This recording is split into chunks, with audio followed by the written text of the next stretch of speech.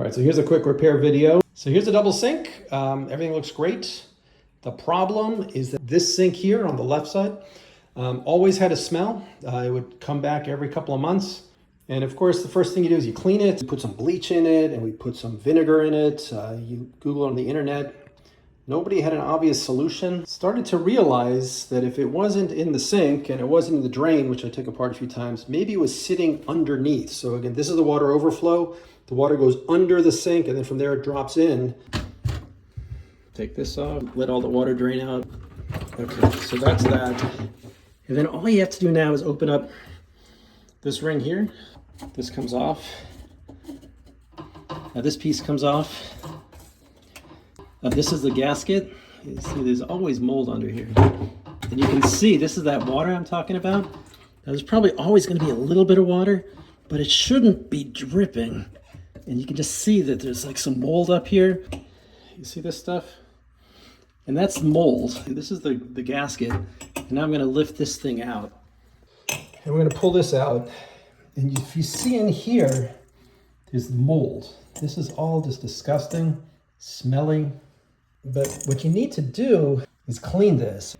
But the problem is if you let the water build up there, it's just going to fill up again. So you see now it's already clean. It doesn't take much to clean it.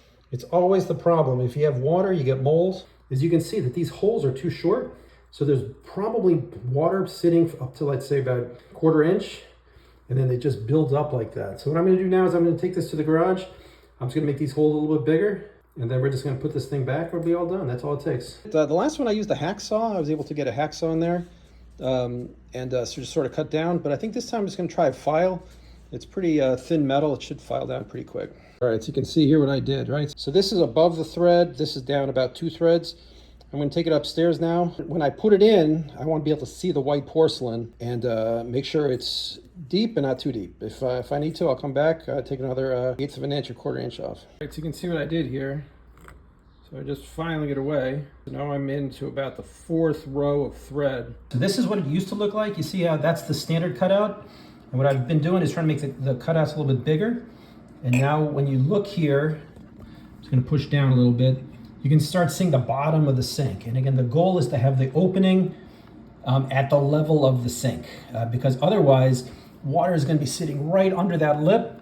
And again, the mold's just going to grow back. So I thought I was doing okay. So I'm about 1/4 of an inch in. I'm going to go maybe another 1/8 and see what happens. It's a little hard to know exactly how far to go. That's why I'm sort of doing it in pieces. If you make it the hole too big, then it's going to leak. It takes a couple of seconds to file it, and then you remeasure it, and you keep on going. And I think we're pretty close though. So we're at about 1/4 inch. We're going to take another 1/8.